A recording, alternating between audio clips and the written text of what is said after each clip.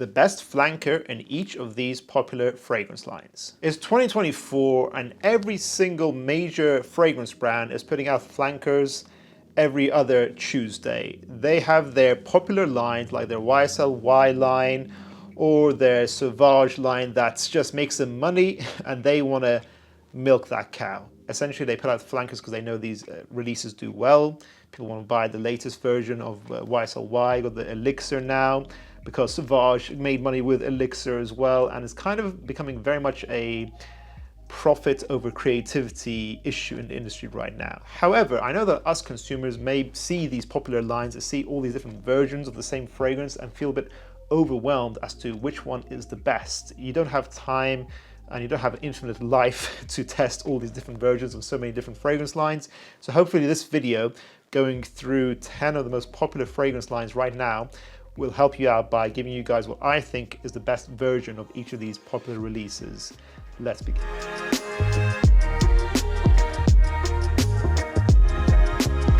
First of all, let's talk about the YSL Y line. It's an entire line that's blue, versatile, mass appealing, a really sexy line that pretty much came after the success of Dior Sauvage from 2015. This, in my opinion, is the best flanker or concentration right now.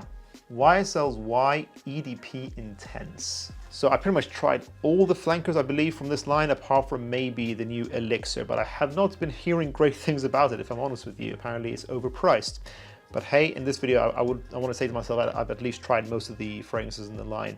Y EDP Intense to me basically takes the most popular flanker from this line, which is Y EDP, which is sporty, sharp, athletic, fresh blue perfumery, in my opinion. Best for guys who are younger, who are athletic, in my opinion. And they want our public reactions video, actually, back in the day when we put 4 of the most popular blue fragrances up against each other. So it's a very sexy, mass appealing fragrance that is quite sharp and it can be headache inducing because it is still a little bit synthetic in its blend. I think the Y EDP Intense toned down some of the sharp aspects like the sage, like the apple, and just smoothed everything out. It's basically Y EDP smoothed out, made it a little bit more soapy, clean, better blended, and more versatile in my opinion. This is the perfect soapy, clean, blue, fresh fragrance for mass appeal when you just want to wear something nice and clean and fresh, a dumb reach in the day and night, and still lasts a really long time as well, around 8 to 10 hours. I find that this flanker isn't as strong and not as loud anyways as Y EDP, but it's more like a medium projecting fragrance instead of a medium to loud projecting fragrance that Y EDP was. So I personally prefer this flanker. I think it's definitely an improvement. It's not a day and night improvement. It's not like, oh, it's completely revolutionized or reinvented the wheel. As a fragrance reviewer, I bought this bottle, but you don't really have to own both of these. You can wait until your Y EDP bottle finishes and then buy this. I do think this is the superior flanker. Next, we have the Chanel's Allure Homme line. The Allure line in general is very safe, smooth, well-blended perfumery. Pretty much every single fragrance in this line is fire. None of them are bad at all, actually. Even the original, which is a little bit overlooked probably because it got so reformulated, it's not as strong as it used to be. It's like a really interesting peach, musky, fresh fragrance, a really interesting signature for the warm weather. I wish it was just a little bit stronger, but even that is a great fragrance. All of them are great, so it's hard to choose which one is the best. I would say Allure Homme Sport is the best if you want versatility, but overall I will say this is the best from the line. That is Chanel's Allure Homme Edition Blanche. This smells like niche perfumery, honestly, in designer perfumery.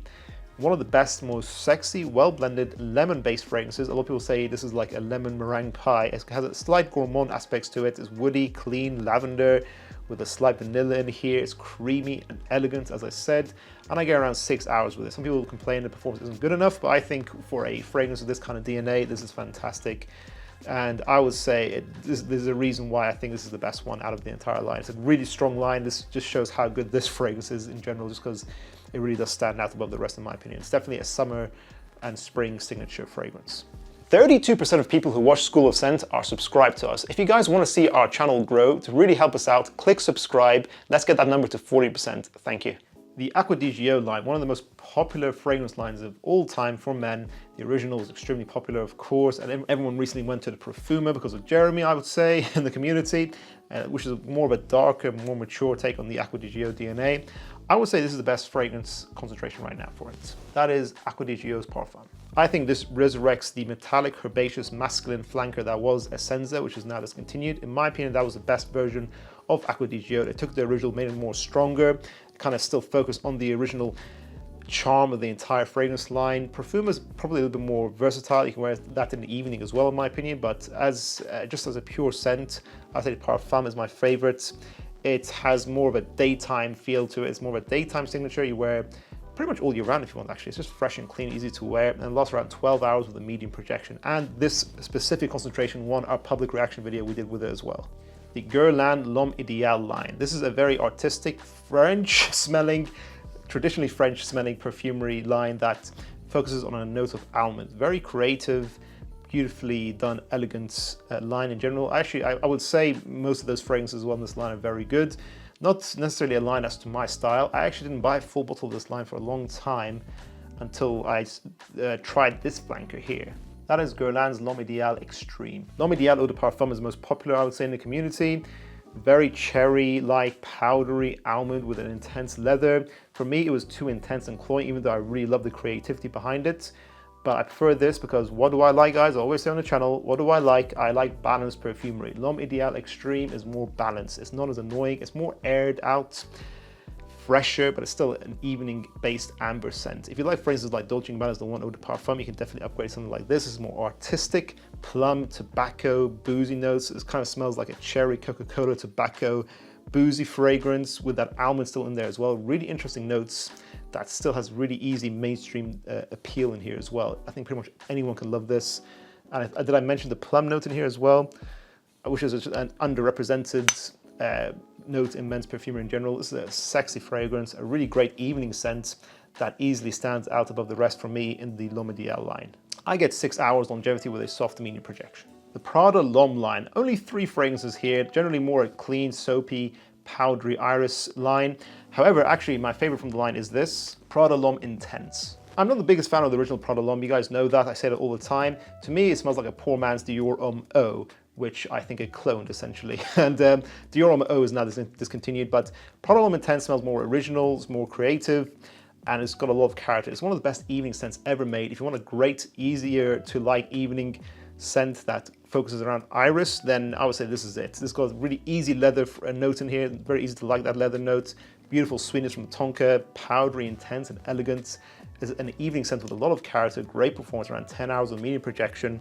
I thought it was discontinued at one point, but it's not, and I'm glad it isn't. This is elegant Prada perfumery, but it's rare for them to make evening scents from their lines in general. They're more of a daytime fresh fragrance brand, but I'm really glad I made this evening perfume here. Prada L'Homme Intense is a masterpiece. It's 10 out of 10 for me. The Emporio Armani Stronger With You line. This line is very mainstream safe, great performing, romantic amber evening perfumery. Basically, they have that original DNA from the Stronger With You line, from the original first flanker, that has that chestnut, ambery, romantic, vanillic, quite dense perfumery. And then each flanker kind of just puts a slight variation on it. The Freeze flanker kind of makes it a bit more fresh, intensely makes it a little bit more sweet and toffee-esque, absolutely makes it a bit more boozy. And then we've got other flankers like oud in there, which just added a very slight synthetic oud note in there. And I think that's all the flankers I've tried. So my favorite is this, and that is the Absolutely flanker. So as I said, similar to the original, but has this boozy rum note in here, which makes it really sexy. It has all the best aspects of the original: smoky, ambery, vanillic, smooth, great performing, over 8 hours of medium projection, and then that rum note just elevates it a little bit more. There are similarities to Azzara's The Most Wanted. That is more of a casual, fun variation on this DNA. This is more romantic, complex, probably a better fragrance overall, but they're kind of used for different occasions, I would say. This is definitely the more romantic out of the two. So this is my favorite from the line. Hopefully you guys agree with me in the comments. The Chanel Bleu de Chanel line. This is a very popular line, I think rightfully so. It pretty much invented the modern day blue genre. Elegant, safe, versatile, decent performance as well. I would say that all 3 concentrations smell very similar to each other. They're they're very, very similar. Like, you don't have to own more than one of them actually at any one time.